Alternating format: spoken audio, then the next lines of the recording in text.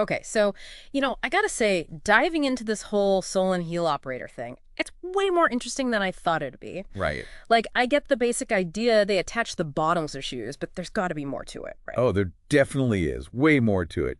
It's one of those jobs, we see a shoe, we wear shoes, but we never really think about what goes into it. Exactly. And this guide we've got, it mentions all this stuff about different construction types, different materials. Like, it's not just slacking some rubber on there. Yeah, no, not at all. I mean, that's part of it, but there's a real art to it, especially when you're talking about like high quality shoes. It's about craftsmanship. Take cemented construction, for instance. That's using adhesives to bond the sole to the upper. Super common, really efficient, cost effective. You see it in a lot of everyday shoes. Makes sense. So, like, my sneakers are probably cemented then. Most likely. Now, compare that to something like a Goodyear welt. Okay, yeah, I saw that in the guide. That's where things get interesting. It's a stitched construction method known for being incredibly durable, water resistant. You'll find that on, high-end shoes, boots, anything you need to last. So Goodyear welt, that's like the workhorse construction, while cemented is more for like everyday wear. Is that the Right. kind of thing a sole and heel operator would specialize in? Like, I'm guessing you wouldn't do both. Absolutely. You hit the nail on the head. You can have someone who's known for their Goodyear welting or someone who's a master of a particular type of cemented construction. And then within those, you've got the materials, leather soles, rubber soles, synthetics. Each one brings its own challenges and properties to the table. Wow. Okay, so we're talking like a whole science to this. Pretty much, you got to remember, a shoe's got to fit well, it's got to be Yeah. comfortable, it's got to last. It's not just about looking good. Yeah, that's true. And speaking of fit, the guide mentions something called lasting, which I'm guessing is about shaping the shoe around a foot form. You got it. The last is literally a foot-shaped mold. Traditionally, they were made of wood, but now you see a lot of plastic ones, and the shoe gets built around that. Okay, so there are different lasts for different shoes. Like I'm picturing a high heel versus a hiking boot. You're exactly right. Different styles, different sizes, even different manufacturers might use their own unique lasts. And even the material of the last makes a difference. Wood's more breathable, which is why it's preferred for like high-end shoes, Oh. but plastic's cheaper, more consistent, so it's often used for mass production. Man, who knew there were so many factors? I'm starting to see why someone might really get into this whole field. So let's say I'm hearing all this and I'm thinking, hey, maybe I want to try this whole sole and heel operator thing. Is there like a school for that? Not really. That's the thing about this kind of work. It's all about hands-on experience. Apprenticeships are where it's at. You learn from people who've been doing it for years, sometimes decades. Okay, so it's more of a like master apprentice kind of deal. So where do you even find these apprenticeships? How do you get your foot in the door, so to speak? Networking's key. Reaching out to footwear manufacturers, repair shops, even custom shoemakers in your area. You never know who might be looking for an apprentice or even have an entry-level position open. Sometimes it's about being in the right place at the right time. Right, right. So you got to hustle a bit, put yourself out there. Okay, so you've landed an apprenticeship, you're in.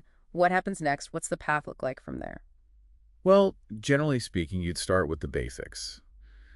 Assisting experienced operators, learning how to use the machinery, that sort of thing, building that foundation. Right, so no jumping straight into crafting a Goodyear welt on day one. Not quite. It's all about, proving you're dedicated, learning the ropes, and then as you gain experience, as you get more confident, you'd progress to a junior sole and heel operator role. Okay, so more responsibility, I'm guessing. You got it.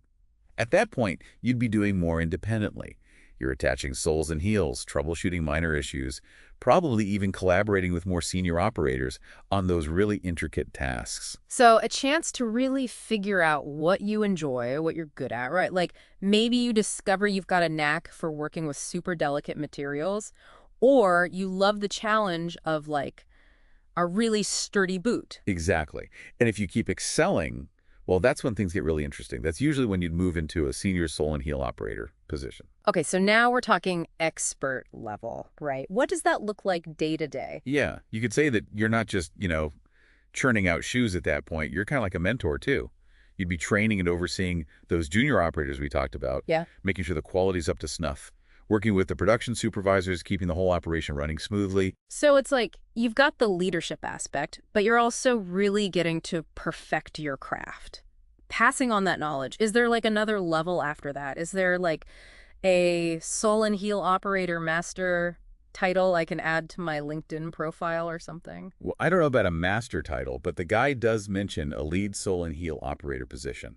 That seems to be the peak. Okay, yeah, lead sole and heel operator. I kind of like the sound of that. What does that involve? Think of it as more of a management position within, the Yeah. workshop or the factory. You're leading a whole team of operators, delegating tasks, making sure those deadlines are met, and, of course, keeping those quality standards high. Basically, you're responsible for making sure everything runs smoothly, like a well-oiled machine. A shoemaking machine, of course. And I'm guessing you still get to, get your hands dirty from time to time. I can't imagine a lead sole and heel operator not jumping in on a particularly interesting project every now and then. Oh, I'm sure they do. I bet that's part of the appeal. It's clear that this isn't just a job, it's a real passion. Mm. Speaking of which, the guide also mentioned something I found pretty intriguing. They talk about the importance of building a portfolio. Oh, yeah, right, right. I remember that. It seems a little, I don't know, counterintuitive. Like, if you've got the experience in the workshop, shouldn't that be enough? It probably used to be, Yeah. but nowadays, a portfolio is a way to really show off what you can do. You can highlight the different construction types you've mastered, the materials you're comfortable working with, and, with high-quality photos, you can really show off your attention to detail. So it's like a visual resume, but for shoes? Man, I bet some of those portfolios are impressive. A beautifully crafted Goodyear welt, that's got to speak for itself. You got it. And these days, it's easier than ever to share your work online. Potential employers, they can see exactly what you bring to the table. Plus, if you want to specialize in a particular type of footwear or a certain construction technique, it's a great way to stand out. This is so cool. And you know what? It's making me realize that this is about so much more than just, attaching soles and heels. This is like creating wearable art. That's one way to put it. And speaking of art, remember those terms we mentioned before, roughing and dusting? Yeah, yeah, I was wondering about those. They sounded kind of like something you do in a bakery. That's a great analogy. See, roughing is all about preparing the surfaces of the sole and the upper for bonding. It's about creating the right texture so that adhesive really grabs hold. And dusting, that's all part of that prep, making sure there's no debris that could weaken the bond. So, like, it's not just about putting the pieces together, it's about prepping those pieces properly, making sure they'll bond correctly. Like, each shoe has a recipe. You gotta know which recipe works best. Okay. Every single step, from picking the right last to making sure those surfaces are prepped just right, it all contributes to the final product. It really highlights how much skill and care goes into this kind of work. This whole conversation makes me want to see it all firsthand. Actually, speaking of skills, we've talked a lot about the hands-on stuff, but what about the other qualities?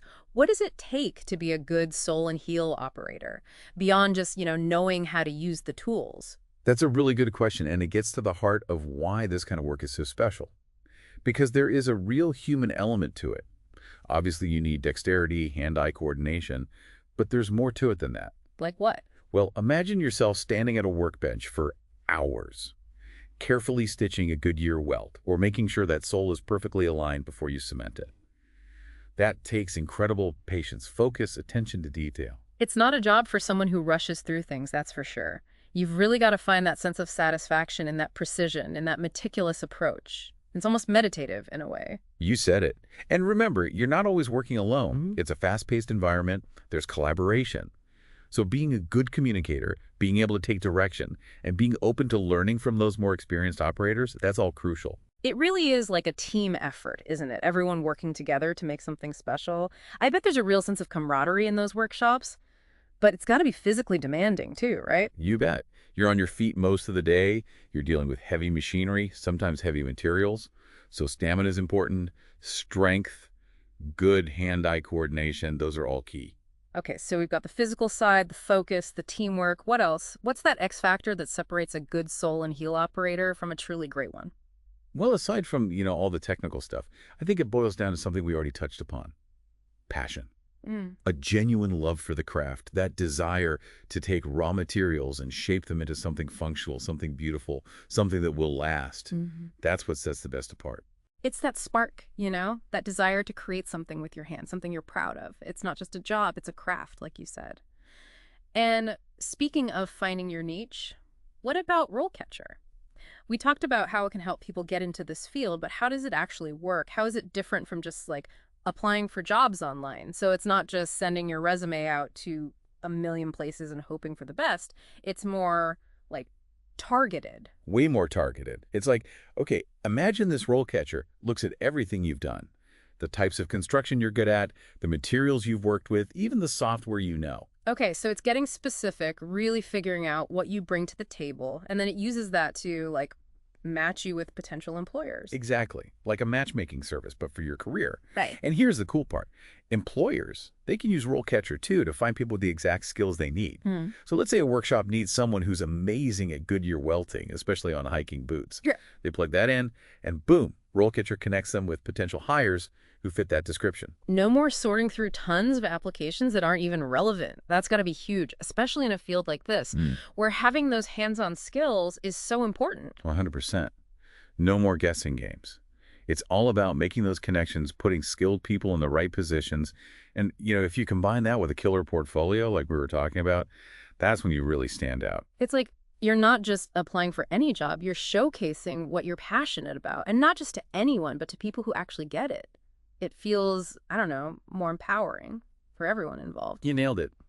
And, as we wrap things up here, I'm struck by how, I don't know, poetic this career path is. Poetic. We're talking about attaching soles and heels, right? I know, right?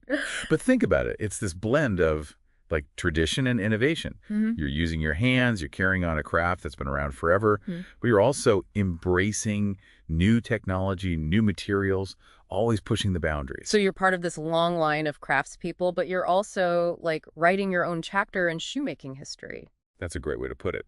And, with tools like RoleCatcher, it's easier than ever for people to be a part of that story. Absolutely. This has been a real eye-opener. I came into this thinking about soles and heels, and now I'm seeing this whole world of skilled trades, each one with its own history, its own challenges, its own rewards. It's pretty amazing. It is. Maybe someone listening to this will hear that and feel inspired. Maybe they'll discover a passion for working with their hands, Yeah. for learning a new craft, for creating something with real meaning. That's the best part, right? You never know where a deep dive like this will lead. So to everyone listening, if you're feeling that spark, if you're curious about these skilled trades, just remember, it's never too late to learn something new, to try something different. You might just surprise yourself. Couldn't agree more. With the right tools and a little bit of that go-getter spirit, you can achieve anything. So keep exploring, keep that curiosity alive, and until next time, happy deep diving.